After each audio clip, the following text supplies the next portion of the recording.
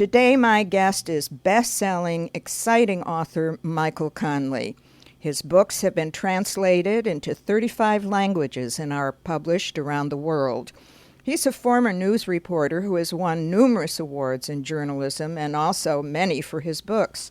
We will be talking to him about his just-released book, the 15th of his series, 9 Dragons from Hachette Books.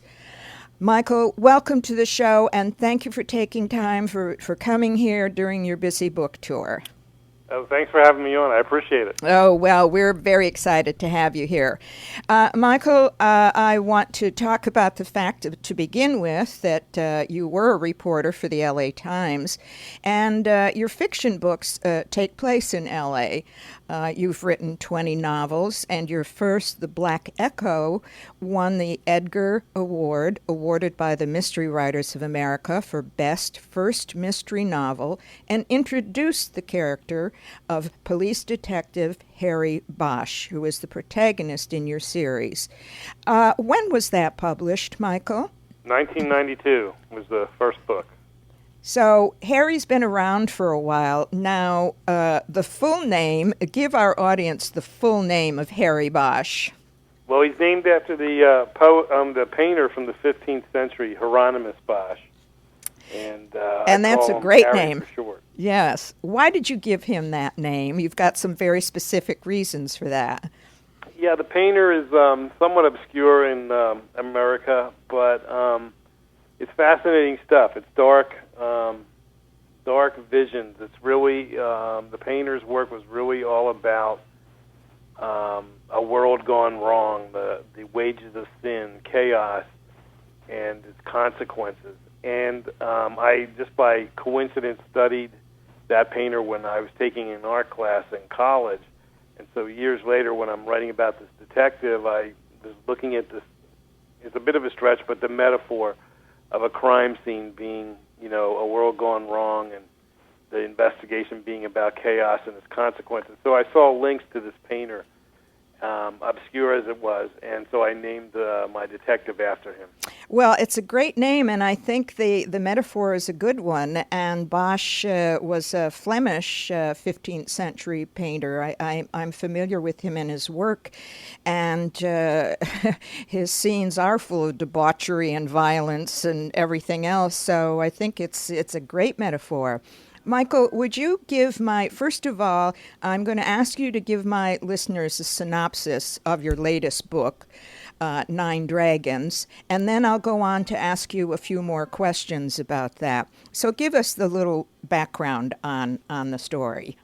Well, as often is the case with my work, something small blooms into something big, and of course there's no small murders, but what this story starts out with is, I guess, what you call a commonplace murder. A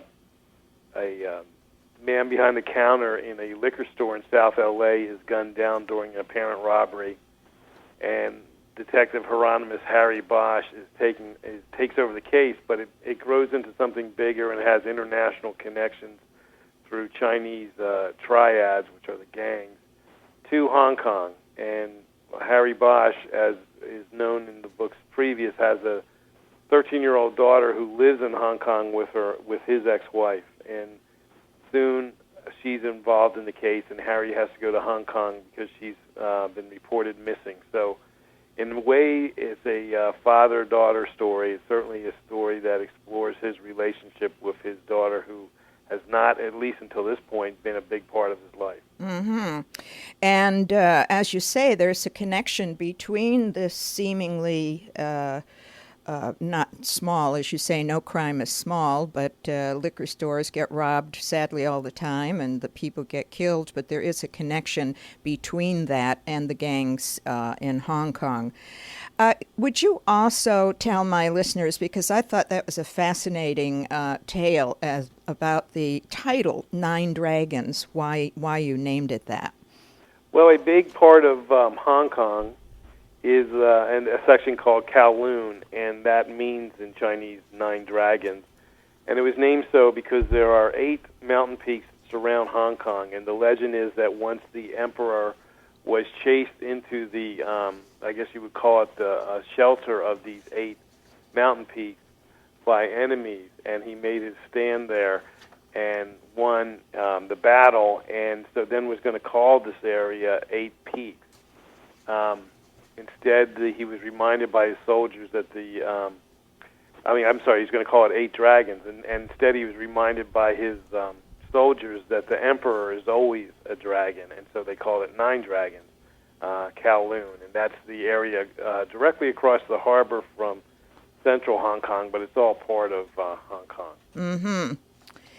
That's a great story. I really enjoyed reading that part. Yeah, when I heard it, I wanted to use it in some way.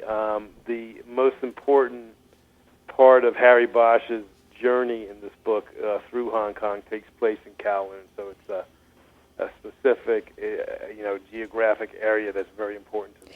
Yeah, and I certainly I know because I've read some of the material, all of the material that was sent to me.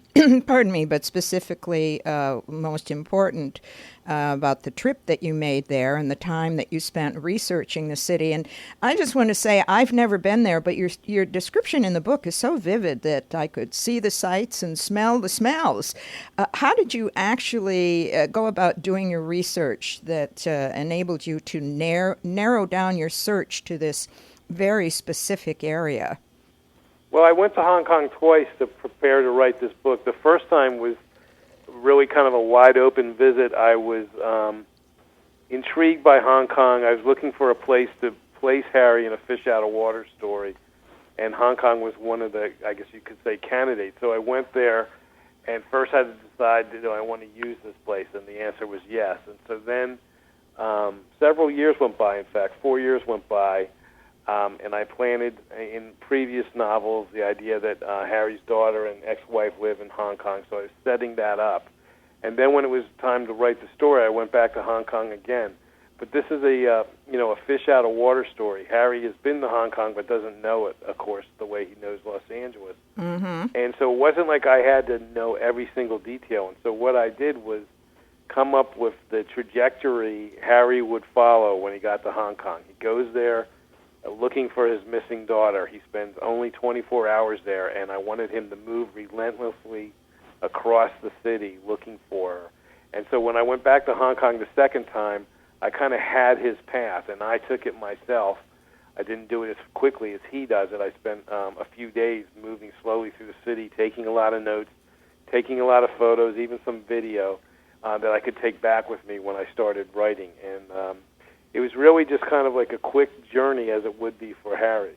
Now, when you did all of this, were you doing this by yourself? Did you have guides with you? Or when you walked through these areas, because some of them sound pretty, I don't know if dangerous is the right word, but a place that normally tourists don't go to. So did you do it by yourself? No, I mean, there was a few places that were off the beaten path, but I was always with one or two people. I have two friends that live over there, and they showed me around together the first time. The second time, one of them was still there and able to show me around. I went with a friend from Los Angeles who is a videographer and does films and so forth, so he could film. And, I knew there would also be a promotion value, though.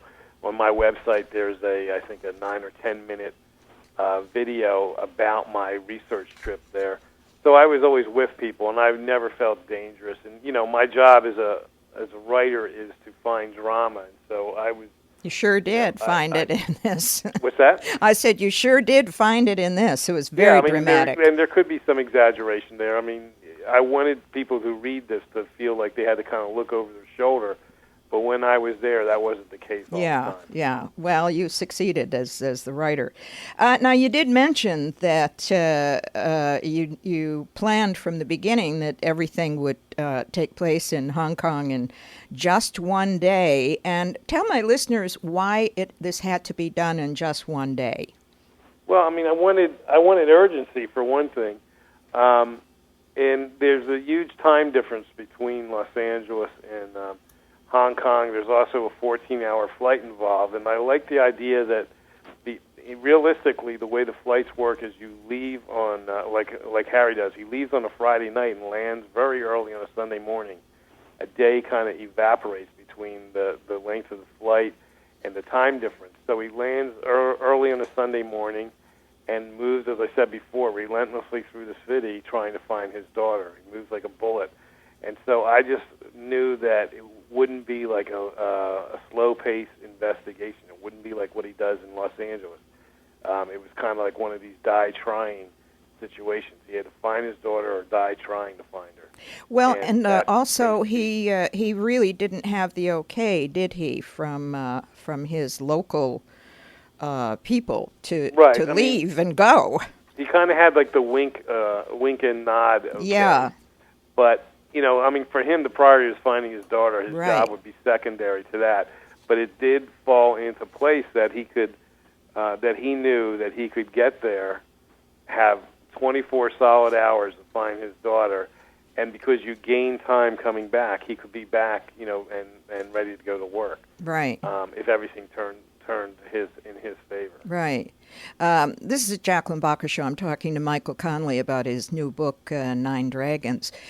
Michael, how has the character Bosch developed over time to this present book? Because it is a series, as I told my listeners, and the first one, as you said, was published in 1992. So how has he grown? How did you make him grow over time?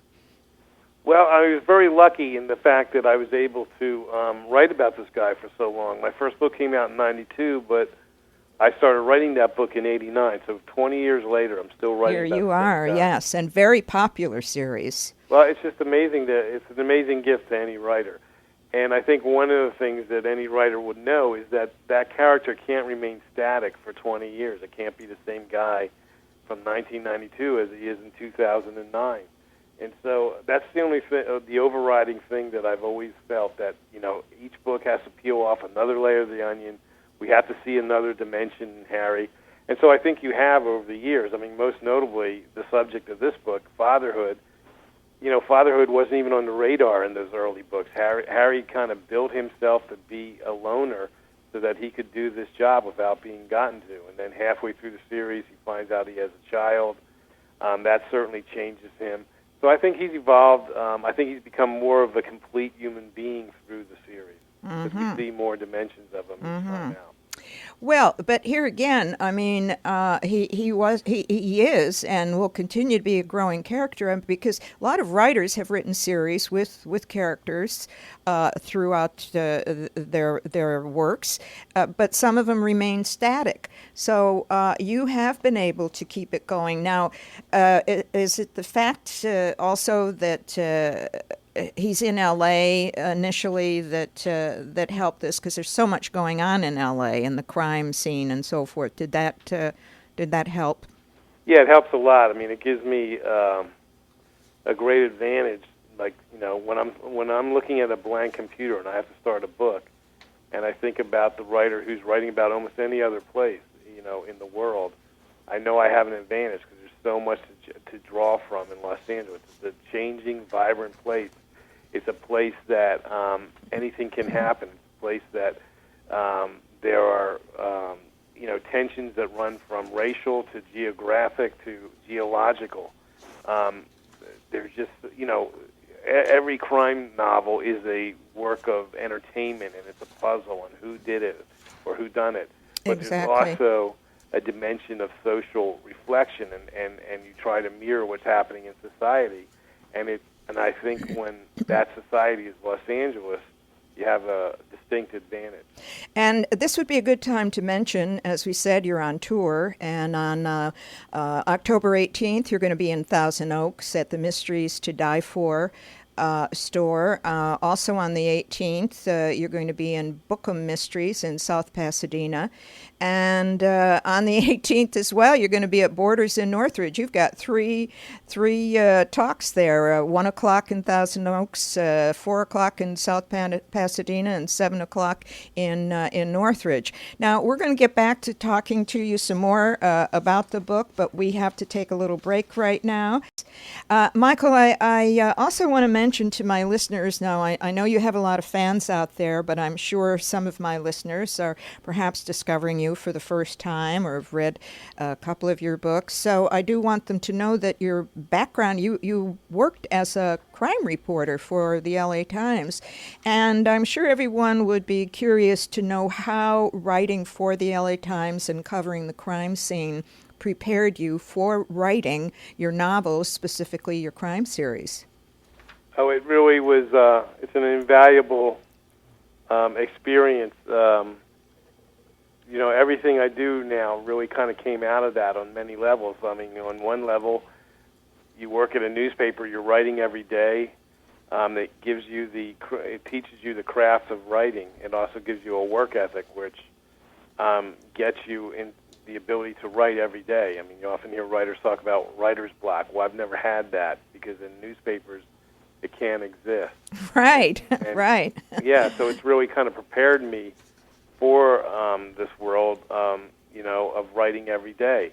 The second part is it was an entree into the world I now write about in fiction. Most of the time I was a police reporter. I covered crime, and I was talking to detectives every day, and I was in police stations almost every day. And in a way, I call it research by osmosis. It all kind of soaked in and really kind of helped me when it came time to writing my fiction, to writing about the world that Harry Bosch inhabits. How long were you, pardon me, with the LA Times? 7 years at the time. Yeah, that's great background.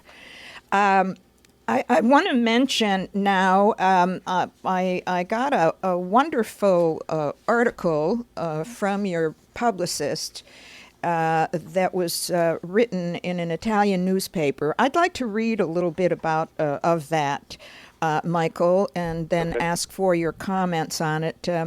Dennis Lehane in the Italian newspaper Il Corriere della Sera wrote an article on April 30th, 2009, titled The Lost Coyote, a play on the title of your fourth novel, The Last Coyote, in which he compares you to Raymond Chandler and Harry Bosch to Chandler's protagonist, Philip Marlowe.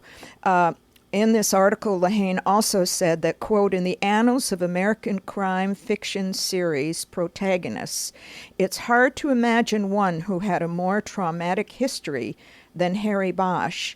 And he goes on to say that the investigatory work in that novel, The Last Coyote, may be, quote, the finest investigative narrative in the entire series. What a great article that was, and it's a literary tour de force, I think, in his analysis. What is your reaction to the article and to what he had to say? Well, of course, it's quite... I react with stunned pride and thankfulness that someone of Dennis Lehane's caliber would say these things about Harry Bosch and his author. All I can say is what a great guy. And also, it's you don't have the time, obviously, to read it, but it's quite a long and insightful take on the character of Harry Bosch. Well, now, can my listeners and can your fans, will that article be posted on your website? I believe it, of course it would. I mean, yeah, I was going to say. Dennis Lehane says that. I hope it is. Well, yeah, I'm sure it's on there somewhere. I know it was mentioned in an email blast that went out, so I'm sure it's on there. What is your website? Why don't you mention that? It's www.michaelconnelly.com. Well, and I urge everyone to read it because I have read this article many, many times, and it's amazing. Tell us a little bit about, do you know Dennis Lehane personally? Yeah, I know him. We don't you don't see too many writers too often, but I see Dennis fairly often, and have known him since we were both, just starting out. Complete unknowns.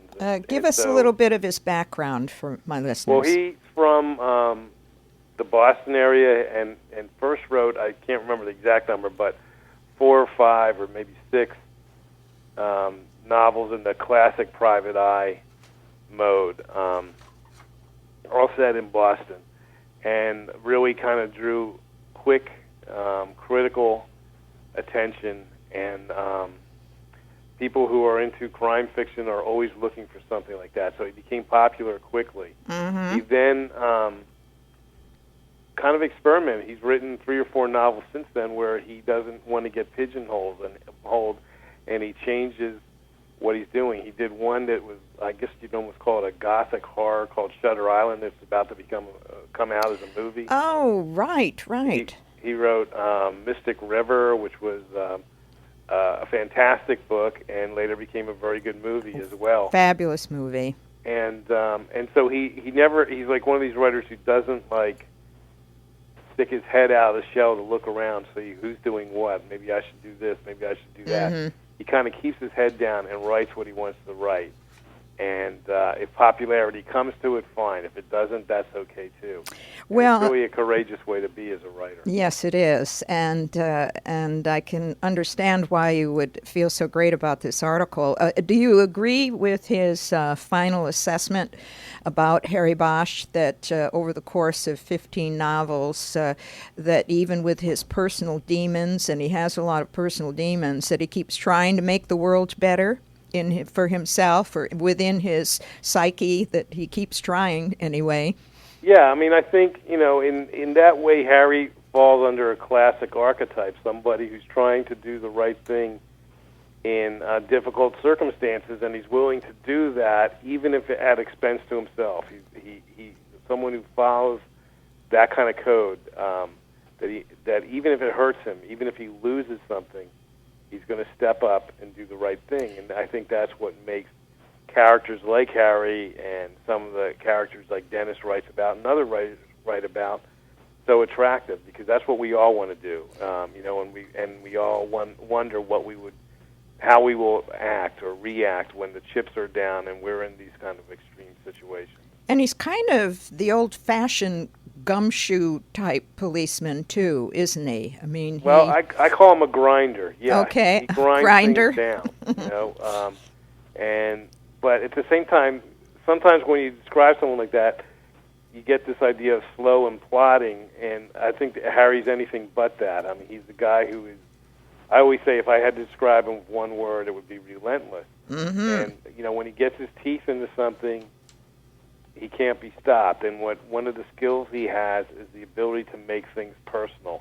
In this book, 9 Dragons, the victim in that liquor store that is killed during the robbery, Harry had maybe a 1-minute encounter with him 12 years before. But because of that 1-minute encounter, Harry's able to manufacture, in a way, a personal connection. He can make this man's murder personal to him. And that gives him the fire he needs to become relentless. And he has carried a book of matches from that store with the little sayings that you get in a fortune cookie that he responded to. Yeah, I mean, the store is called Fortune Liquors, and the matchbooks they would give out in there would have, similar to a fortune cookie, a fortune inside the matchbook. And Harry got one of those 12 years before. And it happened to be a good piece of advice, something that he's tried to adhere to, and that is, it said, happy is the man who finds refuge in himself.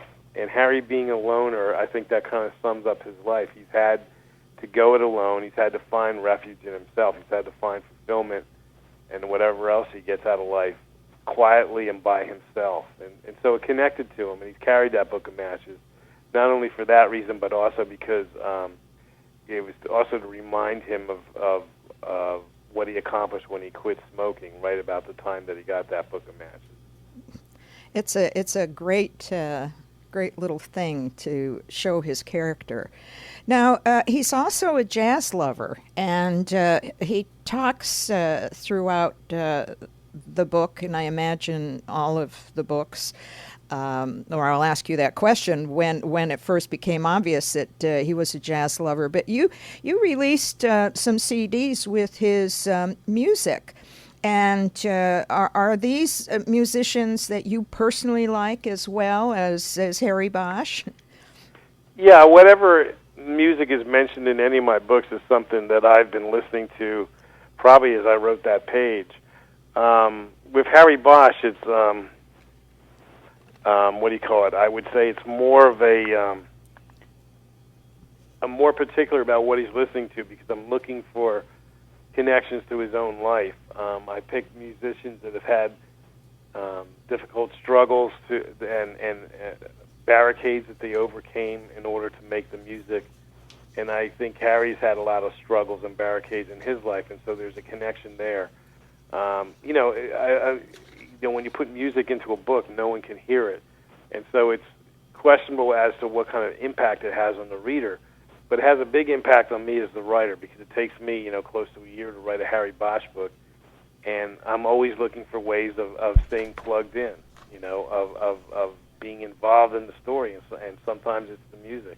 Yeah, So, and that was a nice touch. I started thinking too when a musician was mentioned. It made me think about what is why does he like this particular music? And again, another little piece of the puzzle of Harry Bosch was being presented there. Now, can people still buy these CDs? Also, are they available? And because I know one you released that you gave away with one of your books. Yeah, they've never been for sale. They were always like promotional giveaways. I see. So there's some floating out there on the internet, but yeah, that was something that kind of came and went. I'm thinking about doing another one though, because he's keeps listening to more music and finding more music. So it won't be probably won't be too long before I do another one. Yeah.